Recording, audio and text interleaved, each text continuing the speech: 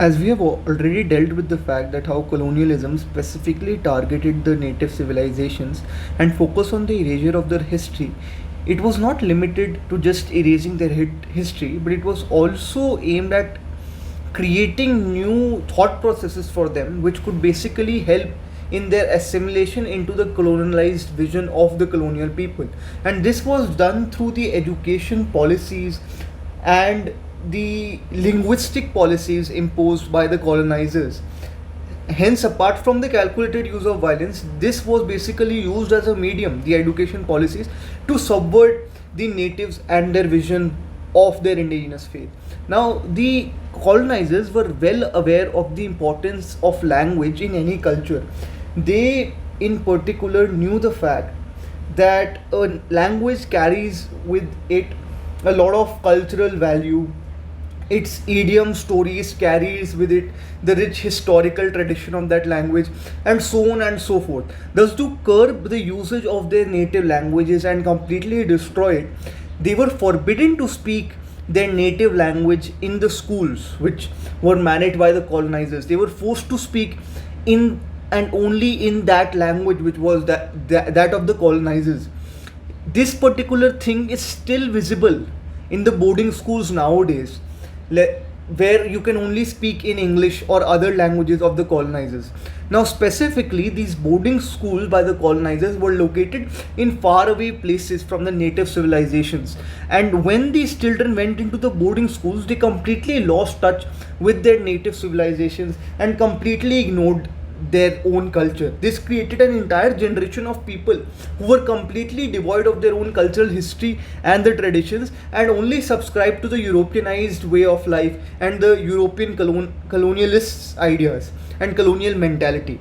Now, when their own language was being destroyed and they were forced to speak and being taught as a medium of instruction in only the languages of the colonizers, be it Portuguese, Spanish, English, or French, some creative resistance happened, which is to say that a lot of idioms of their own native languages crept into the languages of the colonizers.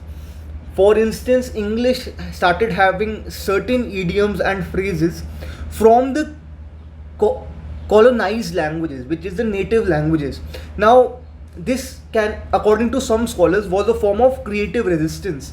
But according to the author Sai Deepak, it is just human optimism at work, because unless they completely reclaim their linguistic agency, which is their own native language, the colonialized mindset and the colonial way of living cannot be divorced away. Now, what was the objective of colonial education?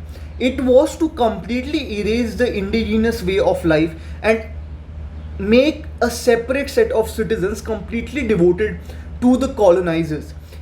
This is completely irrelevant from the South African experience, where in South Africa, education was taught as a form of exorcism to civilize this particular native population from their irreligious beliefs and teach them basic loyalty towards the empire, so that they can be good citizens or second grade citizens and can be used to further away the interests of the colonized nation.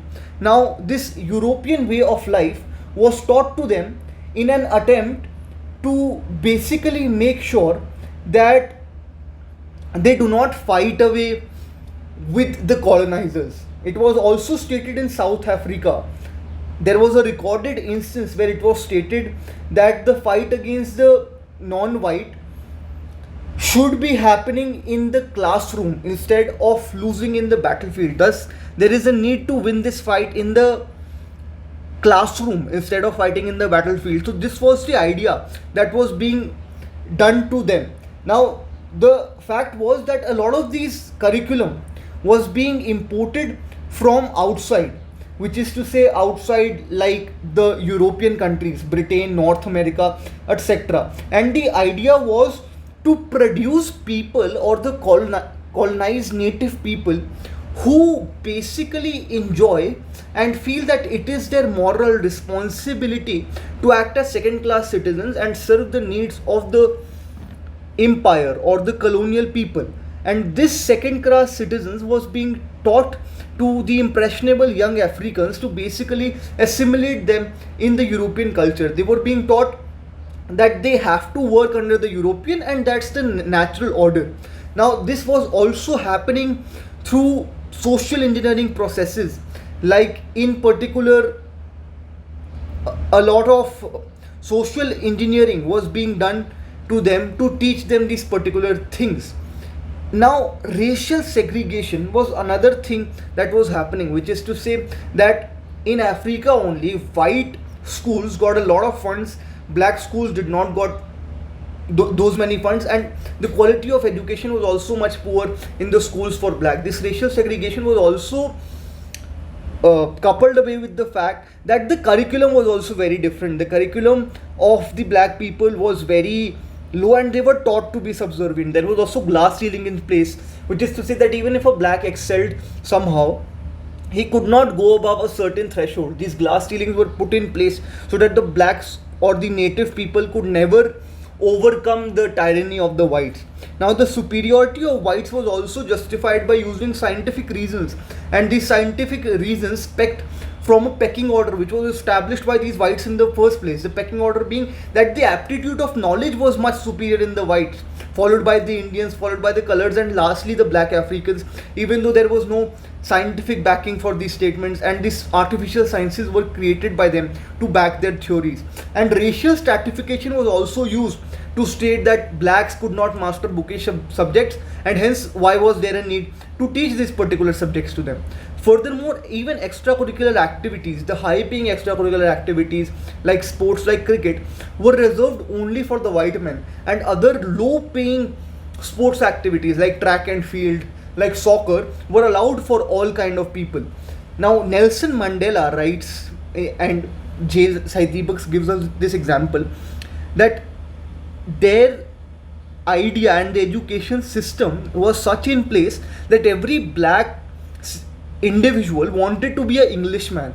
Thus, the curriculum was designed to create new black elites in the idea of a black Englishman, which brings us to the fact that they were, even though aware that they wanted to become black Englishmen, divorced away from their native heritage, because they were brainwashed in such a way, they thought that this was the right approach and this was how things should be happening.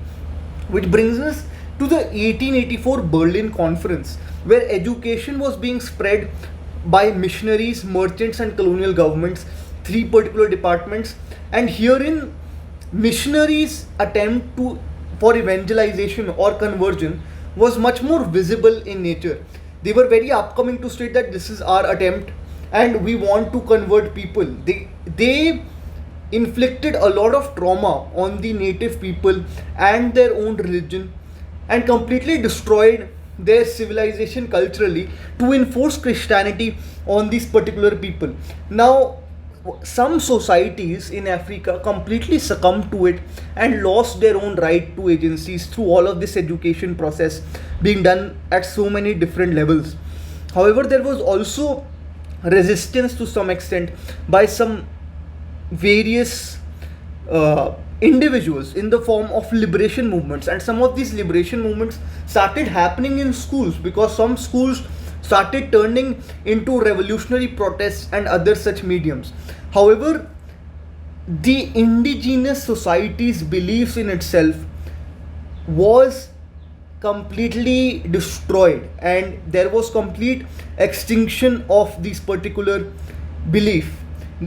The way this education and everything was happening, it undermined their self-confidence, it not only at an individual level but also at a cultural level. Now, because they were so divorced away from their culture, in the fact that they could not become the European whites because they were not them in the first place, they could simply try and hope to become like them, nor they could go back to their civilization which was so divorced to them. A phenomenon which the scholars have termed psychocultural marginality came out, where according to scholars, loss of cultural identity results in a lot of social and individual disorganization, which can lead to things like low self-esteem, extreme poverty, oppression, depression, loss of identity, and other such n number of ill effects, simply because of this loss of cultural identity. Furthermore, they had no way forward, as they could not go to the colonizer, nor they could go back to their own particular roots. However, it was simply the determination of these natives which kept alive some particular form of whatever remained of their culture, and it was their determination which gave them this aspiration to hope for political independence. But it's worth noting that even their idea of independence or freedom had a lot of colonial impact, because the institution that they wanted to set up was on the European lines, which can also be called as an impact of the European education backfiring to certain extent, because now these people, natives, understood the idea of independence, political independence. But the impact on freedom of coloniality was very evident, because they wanted to organize themselves under the nation state concept of the European vision which these individuals had, which the colonizers had left them. And furthermore, the idea of secularized coloniality, which stems from the common law tradition, and a lot of native countries which were earlier colonies take pride in calling themselves uh, successors of the common law tradition, do not understand the idea of the secularized coloniality and where it comes from. So Sai Deepak tells us that this particular aspect of coloniality will be dealt with in more detail in the next chapter. And with that, we come to the end of chapter 3.